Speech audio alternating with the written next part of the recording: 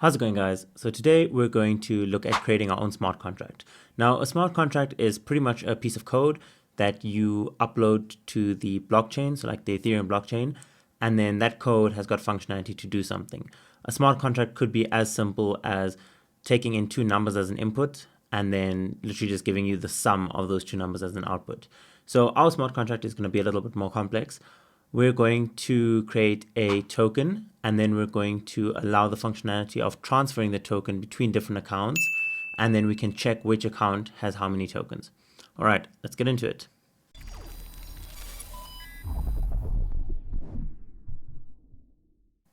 All right, so we're going to write the code for the smart contract in Solidity, the programming language, and we're going to do it on Remix. Now, Remix is this really cool online IDE that essentially connects to a Ethereum node, so you don't have to do that. So you can directly upload your code to the Remix, and then it'll distribute it to the Ethereum network. All right, so on the left, we've got our file explorer, and then we've got the search for files.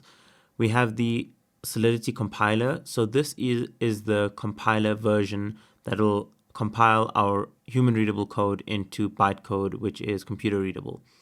Then we've got the deploy and run transactions. So this is where we can choose where we want to deploy our smart contract. So we can either deploy it onto the virtual machine, so just a blockchain that's run locally on our computer, or we can actually click on injected provider. So I'm connected to MetaMask, and then directly upload our smart contract to the Ethereum network. So we're going to start off in the file explorer. We're going to create a new project. So we're going to give it a blank template, and we're going to call it Itachi token. All right, cool.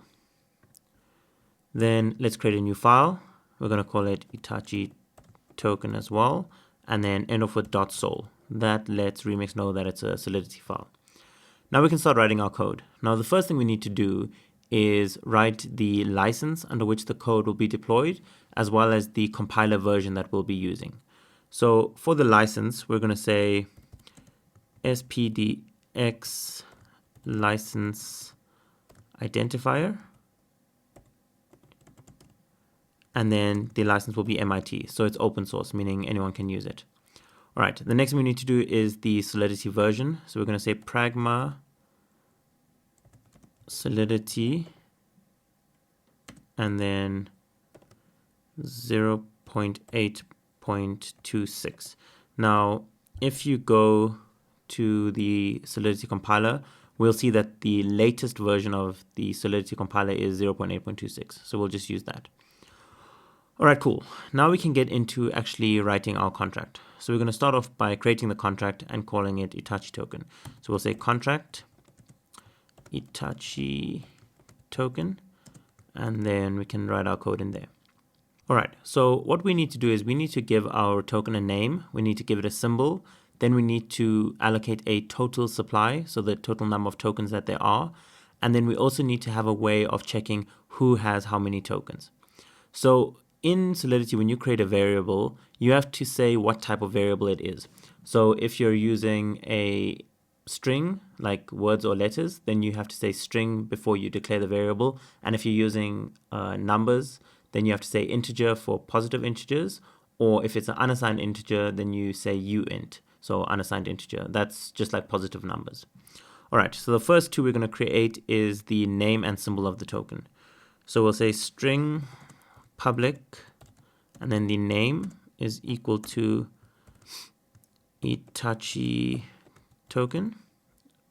Made a spelling error there. All right, and then the public over here makes it a variable that anyone can call. So anyone can call the name function, and then it'll return the name of the token. The next one we'll do is the symbol. So string public symbol, and that we'll call ITT. All right. Now for the total supply, that'll be an unassigned integer. So we'll say uint 256. So 256 for the number of bytes. And then public and total supply. We're not going to define the total supply right now. We'll do that in a second. Oh, I need to add a semicolon there. All right.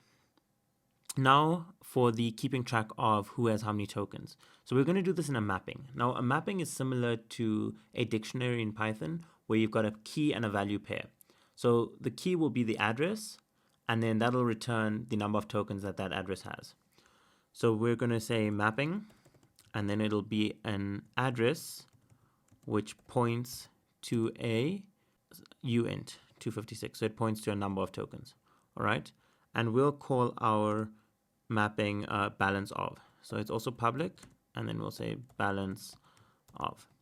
Now, if someone calls this balance of function and puts in the address, then they'll return the number of tokens that that address has got. Now what we need to do is write the constructor function. Now the constructor function is a function that's run once and only once upon deployment of the smart contract. So we're going to say constructor, and then the input here is going to be the number of tokens that we want to create. So whoever is calling the function or who's ever deploying the smart contract has to say how many tokens they're going to be. So it's going to be a uint 256 as well, and then we'll call that initial supply. All right, so the two things that we need to do, we need to allocate the initial supply to the total supply so that it's got a value, and then we need to assign all the tokens to an account. Now we're going to assign all of these tokens to the guy who is deploying the smart contract. So he'll get all the tokens. All right, so we'll say total supply is equal to initial supply. All right. Then we're going to use the mapping. So we're going to say balance of, and then the message.sender. So this gets the address of the person who's deploying the smart contract. And then we're going to say that is equal to the initial supply. All right, so now the address that deployed it will get all of the tokens. Cool. So why don't we go ahead and compile this smart contract and see if it worked. All right, so we'll click compile. Then we'll go to the deploy tab. So we're going to deploy it to the blockchain that's running on our system, so the local one. Then they give us a bunch of accounts with fake ether in them.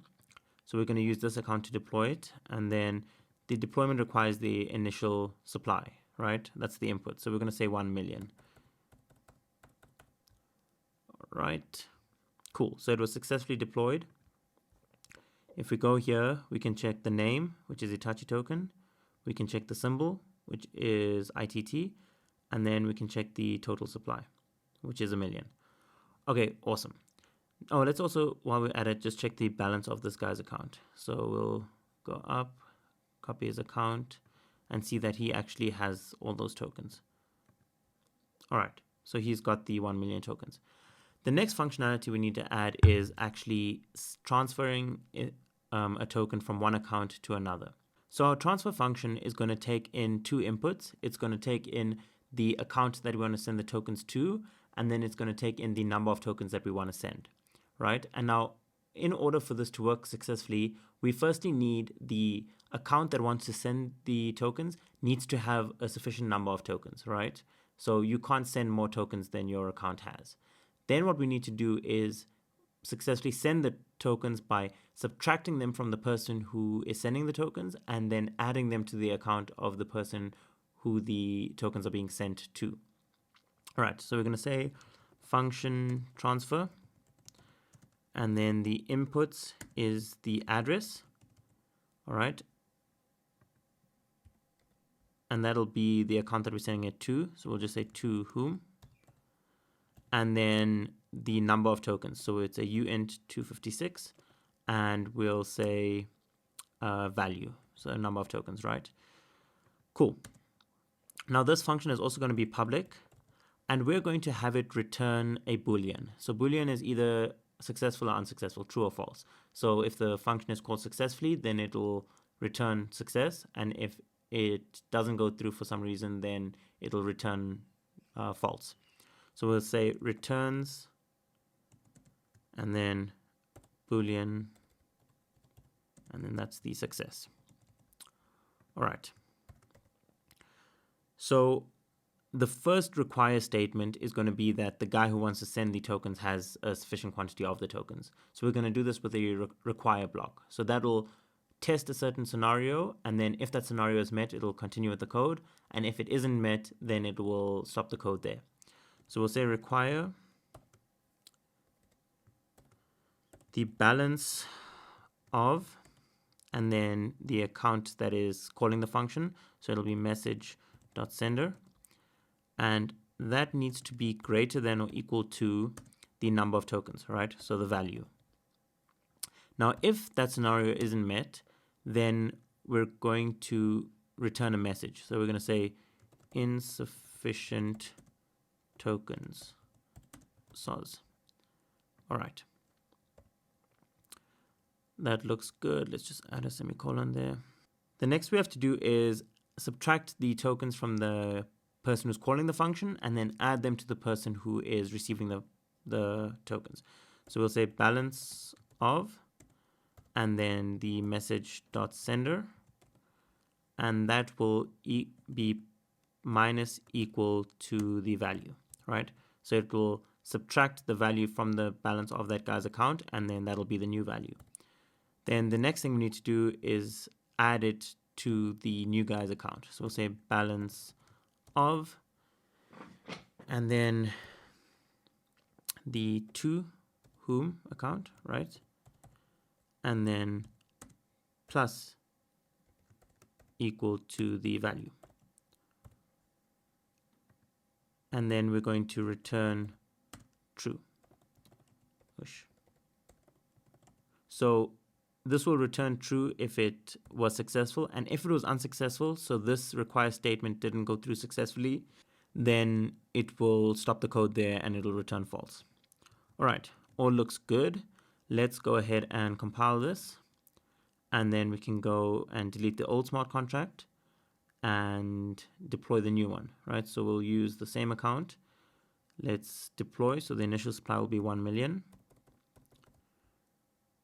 Cool. And then we can go to our smart contract here and interact with it. So the total supply is 1 million. Now let's try and transfer tokens. So the account we want to transfer to, let's just pick another account here. So this one. So we'll copy that address and put it in the transfer section. So we want to transfer to this account, and we want to transfer, let's say, 200,000 tokens. All right, so let's transact. Okay, went through successfully.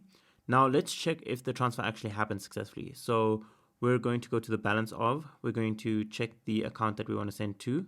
That should have 200,000 tokens, which it does. Then let's go to the first account, first account, copy that address and put that in the balance. Now this one should have 800,000, right? Because we subtracted 200,000. And cool, it does.